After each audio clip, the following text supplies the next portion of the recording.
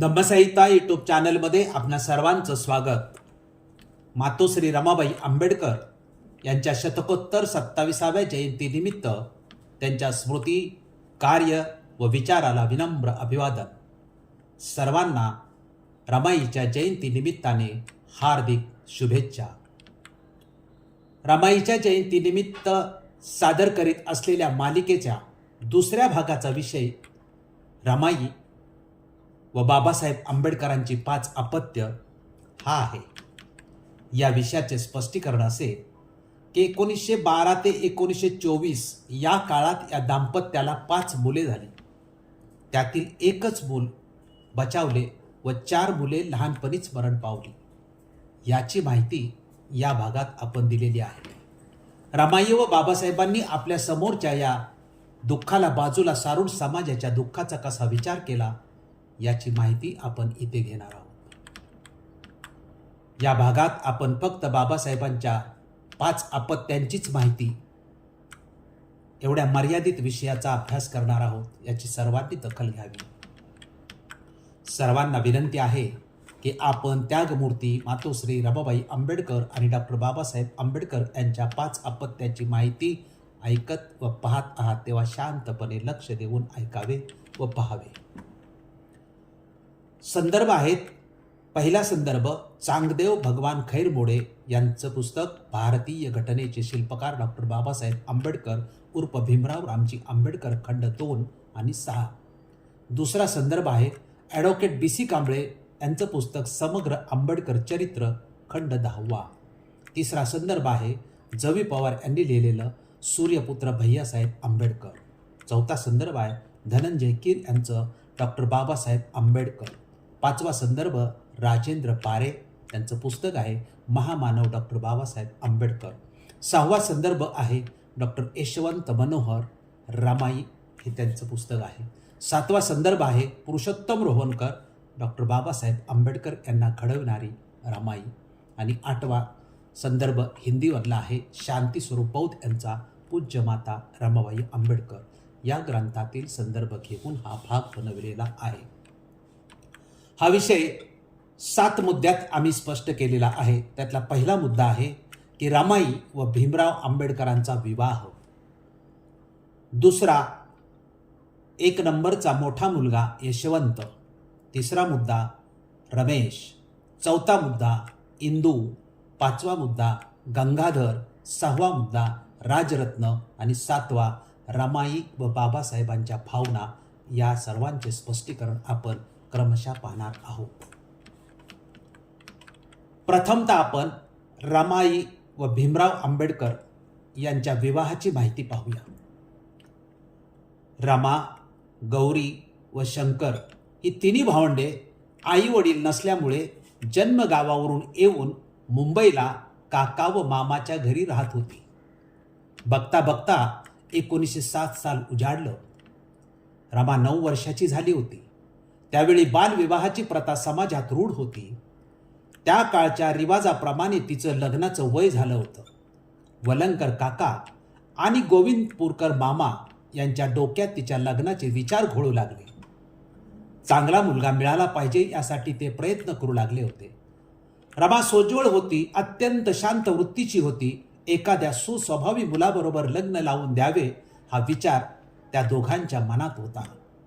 पण मनासारखं काही जुळून येत नव्हतं. नेमके त्यावेळच्या रिवाजानुसार सुभेदार रामजींच्या डोक्यात भीमरावांच्या लग्नाचा विचार येऊ लागला होता आणि रामजी सुभेदार आपल्या लाडक्यासाठी मुली शोधायला लागले. कोणीतरी त्यांना सांगितले की वलंकराकडे लग्नाची मुलगी आहे. ती मुलगी छान आहे. रामजी सुभेदार तिथे जाऊन थडकले. रामजी सुभेदारांनी आपल्या मुलाची माहिती वलंकरांना सांगितली. मुलगा शिकलेला होता, पण रमा तर काही शिकली नव्हती. आमची रमा पोरकी आहे, लहानपणीच तिचे आईबाबा वारले, पण मुलगी मोठी समजूतदार आहे असं वलंकरांनी त्यांना सांगितलं. हे ऐकून रामजी सुभेदारांचा कल रमाकडे आणखी झुकला. त्यांनी मनात विचार केला की रमा शिकली नसेल तरी चालेल, परंतु भीमरावांना तिनं चांगलं सांभाळावं. सुभेदारांनी विचारलं, नाव काय आहे बेटे तुझं? रमा असं उत्तर मिळाले. आम्हाला रमा पसंत आहे. रमाच्या हाती त्यांनी साखरेची पुडी दिली. रमानं सुभेदारांना वाकून नमस्कार केला. सुभेदारांच्या कुटुंबात ही बातमी लहर पसरावी तशी पसरली. वलंकर आणि गोविंदपूरकरही हे काका मामा तिकडे अगदी आनंदित झाले होते. रामाचं काळीच तर सुपा एवढं झालं होतं. भीमारामाच्या लग्नाची तारीख जाहीर झाली. भायखळ्याच्या मार्केट जवळील चाळीत आणि परळच्या डबल चाळीत चर्चा सुरू झाली. यावेळी मध्येच एक संकट उभं राहिलं. रामापूर्वी भीमरावासाठी सुभेदारांनी 2 मुली पसंत केल्या होत्या. त्या दोन्हींनाही नकार दिला होता. दोन्ही मुलीकडची मंडळी पंचायतीकडे गेली. त्या मुलीच्या पालकांना न्याय हवा होता. जात पंचायतीने योग्य निकाल द्यावा, नाहीतर आम्ही होऊ घातलेलं लग्न होऊ देणार नाही. पंचायतीसमोर सुभेदारांनी सांगितले की मला अपराध मान्य आहे, परंतु कुठली उणीव मुलींमध्ये होती म्हणून मी नकार दिलेला नाही. वलंकराची रमा अनाथ आहे, दुःखानं गांजलेली आहे, म्हणून तिच्याकडे माझा कल झुकला. मी रमाला पसंत केलं, त्याचं हे कारण आहे. पंच जो दंड देतील सांगतील तो मी भरेन, पण माझ्या हेतूविषयी आपण गैरसमज करून घेऊ नये, हीच माझी विनंती आपणास आहे. पंचायतीच्या निर्णयानुसार सुभेदारांनी 5 रुपये दंड सुद्धा भरला. दंड भरल्यानंतर आता लग्नाचं पक्क झालं होतं. लग्नाचं स्थळ होतं भायखळ्याचं भाजी व मासळी मार्केट. इथे विवाह संपन्न झाला. विवाहानंतर रामजी सुभेदारांनी वधूचं नाव रमाबाई असं ठेवलं. विवाह प्रसंगी भीमरावांचं वय 14 तर रमाईचं वय 9 वर्ष होतं. बाबासाहेब व रमाबाई यांना 1925 सालापर्यंत 5 अपत्य झाली होती. पहिला यशवंत, दुसरा रमेश, तिसरी इंदू, चौथा गंगाधर, 5वा राजरत्न. यांची आपण क्रमशः माहिती पाहूया. प्रथमतः मोठा मुलगा यशवंत याची माहिती घेऊया. 12 डिसेंबर 1912 म्हणजे 12/12/12 रोजी भीमराव व रमाई या दाम्पत्याला BIT चाळ number 1 room number 50 Parel Mumbai येथे पुत्ररत्न झाले. त्याचे नाव यशवंत ठेवण्यात आले. क्रांतिबा फुल्यांच्या मुलाचं नाव यशवंत होतं. राजर्षी शाहू महाराजांचे मूळ नाव यशवंत होते, म्हणून बाबासाहेबांनी आपल्या मोठ्या मुलाचं नाव यशवंत ठेवलं असं म्हटलं जातं. यशवंताला लहानपणी भैयासाहेब म्हणत, मोठेपणी त्यांना सर्वजण भैयासाहेब म्हणू लागले व ते भैयासाहेब म्हणूनच ओळखले गेले. यशवंत हा लहानपणापासूनच संधिवाताने आजारी होता. रमाईचं भैयासाहेबावर खूप प्रेम होतं. तिला कायम भैयासाहेबांची चिंता असायची. ती खूप त्यांची काळजी घेत. रमाईचा लवकर मृत्यू झाल्यामुळे भैयासाहेबांना सुद्धा खूप त्रास व कष्ट सोसावे लागले. भैयासाहेब हे एका महापुरुष आणि त्यागमूर्ती माता अशा दाम्पत्याचं अपत्य होतं, याची त्यांना कायम जाणीव होती. त्यांनीही आपल्या माता पित्याच्या नावाला साजेसच कार्य जीवनभर केलं आहे. आता आपण रमाई व बाबासाहेब यांच्या 2 नंबरच्या मुलाची माहिती पाहूया. बाबासाहेब शिक्षणासाठी अमेरिकेला गेले त्यावेळी रमाई गरोदर होती. बाबासाहेब अमेरिकेत असतानाच तिने एका मुलाला जन्म दिला. त्यांचे हे दुसरे अपत्य होते. त्याचे नाव रमेश असे ठेवण्यात आले होते. इसवी सन 1914 ते 17 या काळात बाबासाहेब अमेरिकेत असतानाच 1 वर्षाच्या आतच बालपणी रमेशचा मृत्यू झाला. हा 2 नंबरचा मुलगा बाबासाहेब पाहू सुद्धा शकले नाहीत. रमाईने रमेशच्या मृत्यूची बातमी बाबासाहेबांना पत्राद्वारे कळवली होती. तिने जे पत्र लिहिले ते असे होते. ती पत्रात म्हणते, परम आदरणीय पती भीमराव आंबेडकर यांचे सेवेशी शिरसाष्टांग नमस्कार. अत्यंत दुःखाची बातमी आहे. रमेश आपल्याला सोडून गेला. त्याच्या आजारानं मुद्दाम तुम्हाला कळवलं नव्हतं. तुमच्या अभ्यासात गुंतलेल्या मनाला झळ पोचू नये एवढ्यासाठी तुम्हाला कळवलं नाही. त्याची मी क्षमा मागते. इतकं सगळं सोसते आहेच, त्यात हा आघात. कुठून शक्ती आणायची? पण तुम्हाला एवढीच विनंती, की हे दुःख तुम्ही माझ्यावर सोपवून द्या. तुम्ही तुमच्या अभ्यासात अडथळा येऊ देऊ नका, जेवणाची आबळ होऊ देऊ नका, तब्येतीची काळजी घ्या, मी इकडे सर्व सांभाळते. चिरंजीव यशवंताचा शिरसाष्टांग नमस्कार. थांबते आपली पत्नी सौ रमा आंबेडकर. आता आपण रमाई व बाबासाहेब यांच्या 3 नंबरच्या मुलाची माहिती पाहूया. 1917 साली बाबासाहेब अमेरिकेतील शिक्षण पूर्ण करून आल्यानंतर त्याच वर्षी रमा व बाबासाहेबांना एक मुलगी झाली. हे त्यांचं 3रं अपत्य होतं. तिचं नाव इंदू ठेवलं होतं. बाबासाहेबांची सावत्र आई जिजाबाई हिचा ऑगस्ट 1917 साली मृत्यू झाला होता. तिच्याच पाठोपाठ बालपणीच इंदू मरण पावली होती. आता आपण रमाई व बाबासाहेब यांच्या 4 नंबरच्या मुलाची माहिती पाहूया. रमाई व बाबासाहेबांना 1919 सालच्या दरम्यान आणखी एक मुलगा झाला. हे त्यांचं 4थं अपत्य होतं. त्याचे नाव गंगाधर ठेवले होते. आपले अपूर्ण राहिलेले शिक्षण पूर्ण करण्यासाठी 1920 साली जुलैच्या शेवटच्या आठवड्यात बाबासाहेब लंडनला गेले. बाबासाहेब लंडनला जाण्यापूर्वी जन्माला आलेला गंगाधर ते लंडनला गेल्यानंतर आजारी पडला. रमाईनं बाबासाहेबांना लिहून कळवलं. रमाई म्हणते पत्रात की गंगाधर खूप आजारी आहे, मला त्याची खूप चिंता वाटते, आजारात सारखी चिडचिड करतो. गंगाधर हा जन्मापासूनच आजारी होता. जन्मासोबतच तो आजार घेऊन आला होता. रमाईला त्याची आशा आता उरली नव्हती. तिनं उदास मनानं बाबासाहेबांना लिहून कळवलं होतं. बाबासाहेबांना रामाचं पत्र पोहोचलं. त्यांनी लगेच रमाईला 25 नोव्हेंबर 1921 रोजी उत्तरादाखल पत्र लिहिलं. पत्रात म्हणतात, प्रिय रमा, आशीर्वाद. पत्र पोहोचलं. गंगाधर आजारी असल्याचं वाचून वाईट वाटलं, पण काय करणार, त्याचं आयुष्य तेवढंच असेल तर त्याला आपण तरी काय करणार.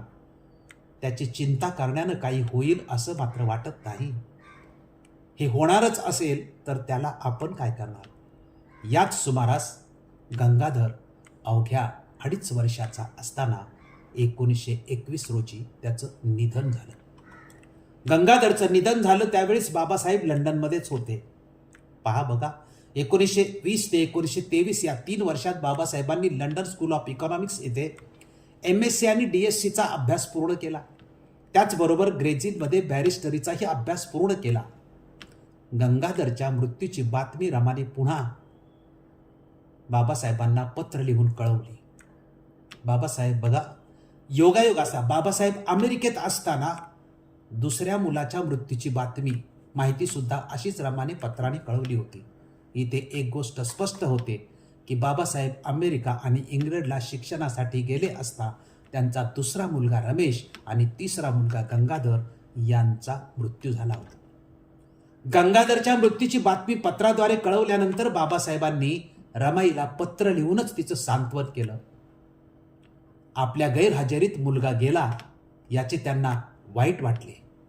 त्याहूनही त्यांना वाईट वाटले ते गंगाधरला औषध पाणी नीट न झाल्यामुळे तो गेला. डॉक्टरांची मागील बाकी थकली होती, ती दिल्याशिवाय डॉक्टर औषध द्यायला तयार नव्हते. गंगाधर या परिस्थितीत गेला. गंगाधरच्या वाट्याला ही विचित्र परिस्थिती आली. त्यामुळे बाबासाहेबांना खूप वाईट वाटलं. गंगाधरच्या मृत्यूचा संदर्भ देताना बाबासाहेबांनी एकदा आपल्या मित्राला जी घटना सांगितली ती अतिशय दुःखद व हृदय पिळवटून टाकणारी आहे. त्यांच्या मुलाच्या मृतदेहावर टाकायला नवीन कपडा मिळू शकला नव्हता, याबाबतची ती आहे. ते आपल्या मित्राला सांगताना याबद्दल म्हणतात की जेव्हा योग्य उपचार न मिळाल्याने गंगाधर याचे निधन झाले तेव्हा लोकांना त्याचा मृतदेह झाकण्यासाठी नवीन कपडा आणावा असे सांगितले, परंतु त्यांच्याकडे तेवढे पैसेही नव्हते. तेव्हा रमाईने तिच्या साडीमधून कपडा फाडून दिला होता. तोच कपडा मृतदेहावर गुंडाळून त्याला स्मशानभूमीत नेण्यात आला आणि शरीर दफन केले गेले. आता आपण रमाई व बाबासाहेब यांच्या 5 नंबरच्या मुलाची माहिती पाहूया. बाबासाहेब 1923 साली इंग्लंडहून आपले शिक्षण पूर्ण करून आले होते. 19 जून 1924 रोजी डॉक्टर आंबेडकर व रमाबाई यांना पुत्ररत्न झालं. हे त्यांचं 5वं अपत्य होतं. त्याचे नाव राजरत्न असे ठेवण्यात आले. राजरत्न हा बाबासाहेब व रमाई यांचा सर्वात लहान, शेवटचा व अतिशय लाडका मुलगा होता. बाबासाहेबांचे त्याच्यावर खूप प्रेम होते. तो खूप देखणा होता. तो त्यांना जीव की प्राण वाटे. पोरगा अगदी राजविंडा आहे असेच लोक म्हणत. रमाई तर त्याला कोणाची नजर लागेल म्हणून बाहेर सुद्धा निघू देत नसत. बाबासाहेबांना राजरत्न हा खूप मोठा होईल असे वाटायचे. ते अभिमानाने म्हणत, माझा मुलगा आहे तो निश्चितच पराक्रमी होणार आणि जगाला दिपवणार. बाबासाहेब त्याचे खूप लाड करायचे.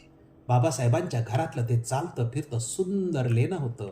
त्याला थोडंही बरं नसलं तरी त्या दोघांचा जीव कासावीस होई.